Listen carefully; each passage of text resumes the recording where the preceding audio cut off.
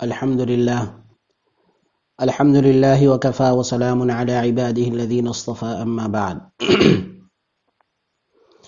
فتن اور قیامت کی علامتوں میں سے ایک علامت جو آپ صلی اللہ علیہ وسلم نے ارشاد فرمائی ہے، ایک حدیث جس کو امام احمد نے اپنی کتاب کے اندر نقل کیا ہے، اللہ کے رسول صلی اللہ علیہ وسلم فرماتے ہیں سیأتی علی الناس زمان يخير الرجل بين العجز والفجور فمن أدرك ذلك الزمان فليختر العجز على الفجور۔ اس روایت میں آپ صلی اللہ علیہ وسلم نے ارشاد فرمایا کہ ایک زمانہ ایسا آئے گا جس میں آدمی کو مجبور کیا جائے گا کہ یا تو وہ بیوقوف کہلائے یا پھر بدکاری کو اختیار کرے۔ پس جو شخص آپ نے فرمایا کہ پس جو شخص یہ زمانہ پائے اسے چاہیے کہ بدکاری اختیار کرنے کے بجائے نکھٹو اور نکو کہلانے کو پسند کرے لیکن بدکاری کو اختیار نہ کرے۔ اس روایت میں آپ صلی اللہ علیہ وسلم نے آخری زمانے کی ایک بہت بڑی علامت کو آپ نے ذکر فرمایا ہے، اور وہ علامت یہ ہے کہ اس زمانے کے اندر فسق و فجور اور بدکاری اور بے حیائی اتنی عام ہو جائے گی کہ لوگوں کے ذہن و دماغ سے اس کے برے ہونے کا تصور بھی نکل جائے گا، اتنا برائی عام ہو جائے گی، اور بدکاری اور بے حیائی اتنی عام ہو جائے گی کہ لوگوں کے ذہن و دماغ سے اس کے برے ہونے کا تصور بھی نکل جائے گا۔ اور پھر جو آدمی اس برائی کو اختیار کر لے گا اور جو آدمی اس بدکاری کو اختیار کر لے گا اور فسق و فجور میں مبتلا ہوگا، اس کو اس زمانے کے اندر ماڈرن کہلایا جائے گا، اس کو اس زمانے کے اندر ماڈرن کہیں گے لوگ۔ اور جو اس زمانے کے اندر بدکاری اور بے حیائی اور برے کاموں سے بچنے کی کوشش کرے گا تو اس کو نکھٹو کہا جائے گا، نکو کہا جائے گا،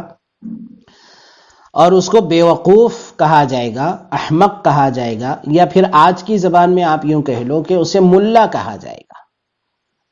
جیسے آج کے زمانے میں آپ دیکھتے ہیں کہ جیسے آپ صلی اللہ علیہ وسلم نے جو بات اس حدیث کے اندر ارشاد فرمائی، ہو بہو اس زمانے کے اندر وہ بات ہم کو نظر آتی ہے کہ آج کے زمانے میں برائی اتنی عام ہو چکی ہے، بدکاری اور بے حیائی اتنی عام ہو چکی ہے کہ اس کے برے ہونے کا تصور بھی لوگوں کے ذہن و دماغ سے نکل گیا، اور جو آدمی بدکاری اختیار کرتا ہے، بے حیائی اختیار کرتا ہے، تو پھر اس کو جو ہے یہ سمجھا جاتا ہے کہ یہ آدمی ماڈرن ہے۔ اور اگر کوئی اس بدکاری سے دور رہنے کی کوشش کرتا ہے، بے حیائی سے دور رہنے کی کوشش کرتا ہے، تو اس کو نکھٹو سمجھا جاتا ہے، اس کو بیوقوف سمجھا جاتا ہے، اس کو احمق سمجھا جاتا ہے، یا آج کی زبان میں اس کو ملا کہا جاتا ہے کہ مسجد کا ملا ہے، یہ آدمی تو مسجد کا ملا ہے، کہ یہ بالکل جو ہے جیسے بولتے ہیں، جیسے عام زبان میں ہمارے یہاں کہتے ہیں اللہ میاں کی گائے ہے، یہ اس کو کچھ بھی نہیں معلوم۔ تو آپ صلی اللہ علیہ وسلم نے اس حدیث کے اندر یہ بات ارشاد فرمائی کہ جب تم کو وہ زمانہ ملے اور لوگ تم کو بیوقوف کہیں، لوگ تم کو احمق کہیں، لوگ تم کو ملا کہیں، تو اب آپ نے فرمایا کہ تم ملا کہلوانا اپنے آپ کو پسند کر لو، لیکن گناہوں سے اپنے آپ کو بچاؤ، فسق و فجور سے اپنے آپ کو بچاؤ، بدکاری اور بے حیائی سے اپنے آپ کو بچاؤ، کہ زمانہ جس دھار پر چل رہا ہے، جس نہج پر زمانہ چل رہا ہے، تم اسی نہج پر چلنے کی کوشش مت کرو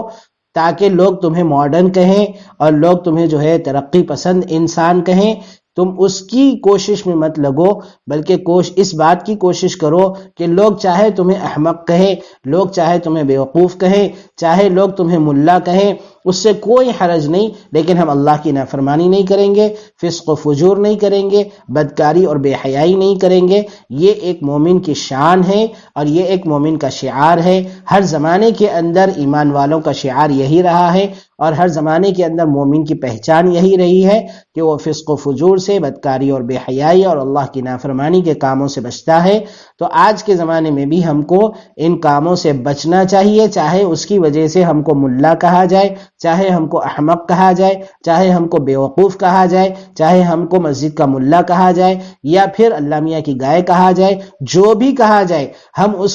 وہ لوگ جو ہم کو کہتے ہیں ہم اس کو برداشت کرنے اور اللہ کی نافرمانی سے بچے، تو قیامت کے دن اللہ تبارک و تعالی اس کا بدلہ عطا فرمائے گا۔ اور یہ مذاق جو اڑانے والے لوگ ہیں ان کو بھی اللہ تبارک و تعالی قیامت کے دن پکڑے گا۔ اللہ تعالی کہنے سننے سے زیادہ عمل کی توفیق عطا فرمائے۔